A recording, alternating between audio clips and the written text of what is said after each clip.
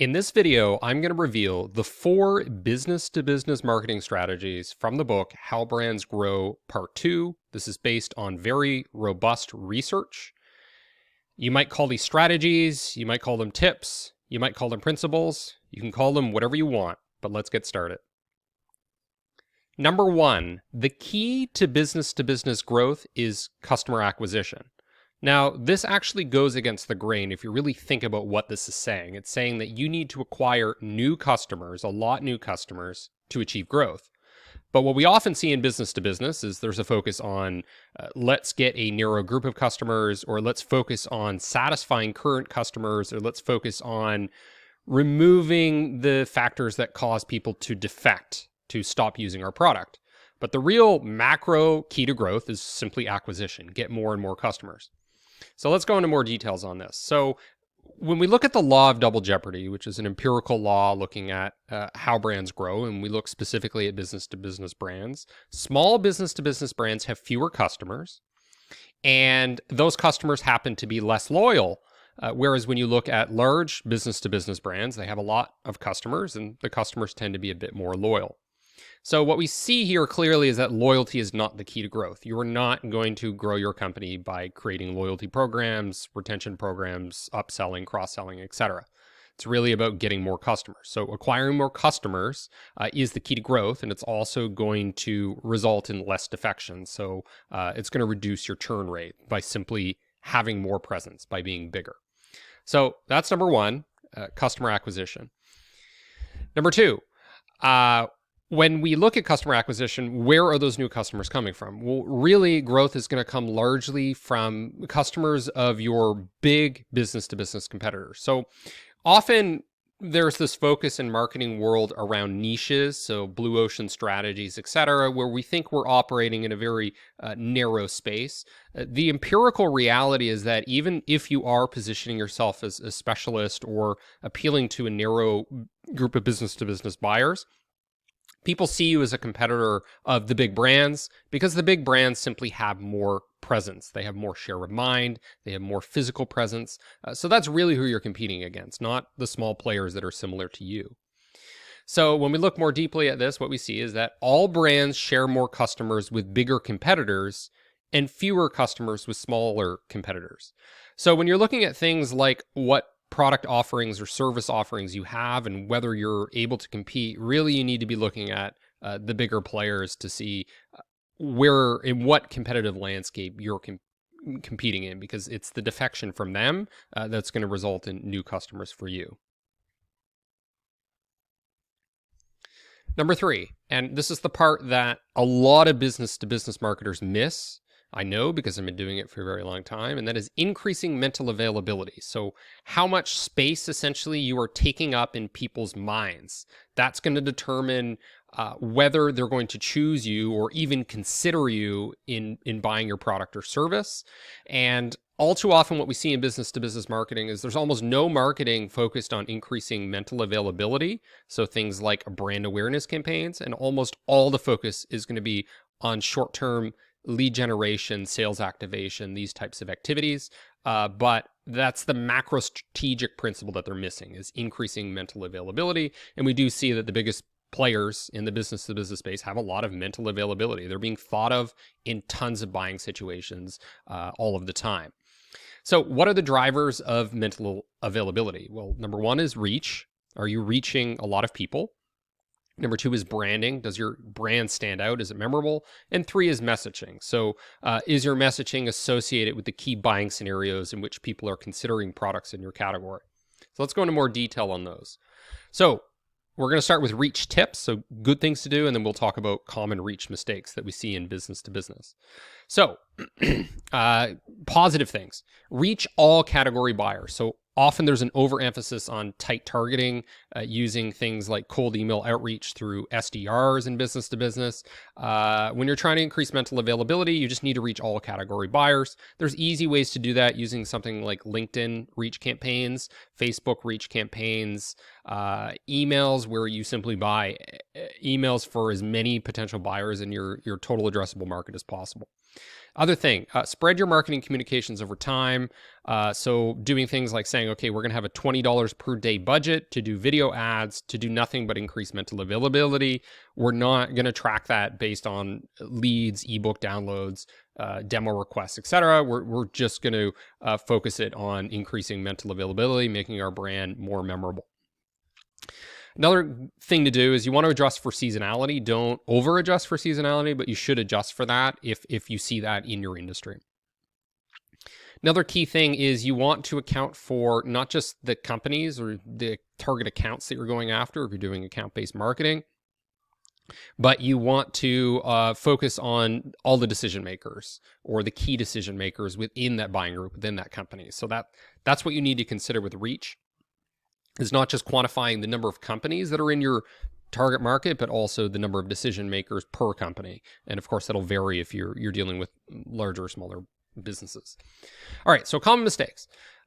One of the biggest mistakes people make is they obsess over wastage. So they think, we only want to reach people that are highly likely to buy our product. The problem there is you end up sacrificing reach for the sake of efficiency.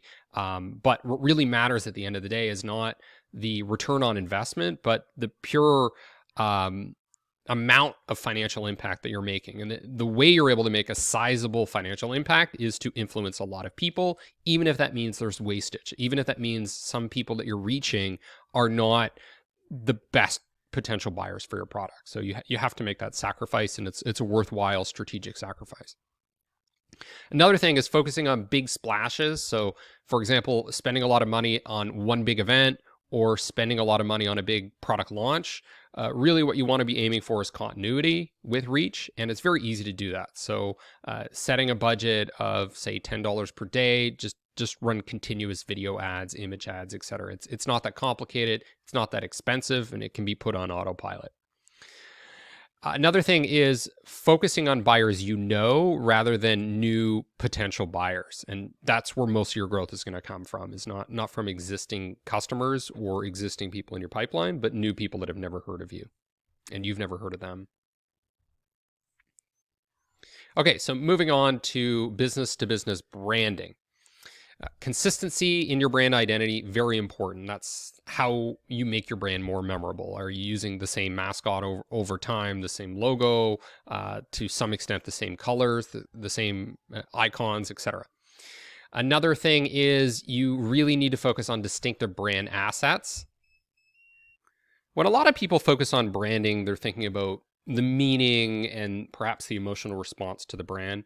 But the reality is that the most important thing with your brand is to simply be distinctive, to stand out from competition so you're identifiable and memorable. And the easiest way to do that would be with something like a mascot. And we do see this in business to business with companies like Salesforce, for example. They do an excellent job of it. So the last point here on branding is that the strongest meaning of your brand is really your company/brand name. So it's not, oh, they look at your logo and they think you're fast or something like that, or you have some sort of attribute. It's more, oh, they look at your logo and they think of IBM, or they think of Salesforce, or they think of whatever you are, Joe's Plumbing, HVAC company. Don't choose assets based on their instinctive or symbolic meaning, but rather on whether they're ownable by you, and help you stand up from competitors. So it's really about that uniqueness. All right, now we're going to talk about messaging. And the key with messaging, the main thing you're trying to do is tie your brand to what we call category entry points. So these are the triggers or the key buying situations or events when people start to consider products, solutions, services within your category. And there are 6 ways essentially to identify what those are. And there are actually 7, so the one that I don't have written here is why. Now, first thing is when. So in what time or situations are people going to think about products in your category? Where are they going to do that? Is it going to be, for example, in the office or when there's a virus attack? For whom? So is it going to be, for example, when somebody is with the director of engineering, or when they're talking to their lawyer? the how feeling, so how they feel in that situation while they're perhaps doing something, with what. And so, for example, with other products, with other services, or perhaps with partners, with other companies, etc. So these are the trigger events or the category entry points. Now, in the messaging with business to business, it's different from business to consumer, largely because you have larger buying groups, buying committees. So things to consider when you're creating the messaging around these category entry points is consider the individual buyer and what do they want? They want recognition, they want to get promoted, they want to make an impact, perhaps to stand out in their company, and they want to avoid things like getting fired or criticized. You should also be considering colleagues and superiors. So coworkers, they're going to be people in other departments that need to perhaps form a consensus around buying products. And then there's superiors, boards of directors, vice presidents, CEOs, etc. Now, the other people that you need to consider are not just those in the buying consideration set, but your customers' customers, or your prospective customers' customers, because they're going to be thinking about, well, how will our customers react to this? And that's particularly important. I'm adding a point here from other research when you're selling strategic products, where your product is really helping companies differentiate themselves to their customers. Now, lack of mental availability. So the fact that you're not thought of in many buying situations is really the barrier to customer acquisition. Now, a lot of companies are going to focus on other things that are false barriers to customer acquisition. So they're going to think about, oh, people don't think about our brand in the right way. They're not thinking about the benefits appropriately, or they don't think we're good enough, or they think there's some sort of objection to why people are buying. The reality in a macro world is that you're just not thought of at all. Nobody's considering you, and you increase mental availability. That's going to be your biggest driver of customer acquisition in the future. Now, number 4 here, key to growth with business to business and business to business marketing, is increasing physical availability. So not how much mind space you're taking up in people's minds, but physically in the real buying world, are you easy to find and buy? Now, what we see in business to business a lot of the time is people have hyper focus on things like Google AdWords, Google search ads. The reality is that that's not really going to do much in terms of increasing mental availability. What you're really doing is you're activating physical availability. You're making it easier for people to find you and buy from you when they're ready to make a buying decision. So how do we increase physical availability? Well, number 1, and keep in mind that all of this is coming from the book, How Brands Grow, Part 2. So these are not my original thoughts at all. Number 1, be present where the buyer shops. So wherever your target customers are looking for products and talking to sales teams. Number 2, stand out in sales environments. And number 3, have everything relevant to key buying context. So check off all the boxes, for example.